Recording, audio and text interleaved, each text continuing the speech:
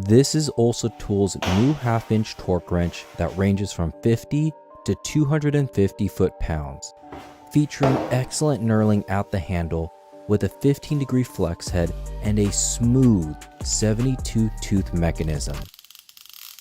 But why would anyone want a huge 24-inch click-style torque wrench when digital ones are readily available?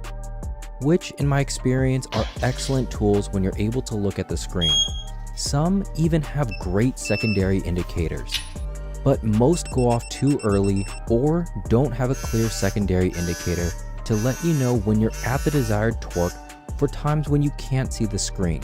So if you don't want to deal with beep speeds and indicators going off at the wrong time, a simple click-style torque wrench will get the job done. Simply pull down the locking collar and spin it to your desired torque. And then when you hear the click, move on to the next fastener. With the high accuracy this torque wrench provides, I'll definitely be using it on the next suspension install. Just remember to wind it back down to 50 foot-pounds since it's under spring tension. This will help preserve the accuracy for the long run. To see another amazing tool from Olsa Tools, check out my previous video, and I'll see you in that one.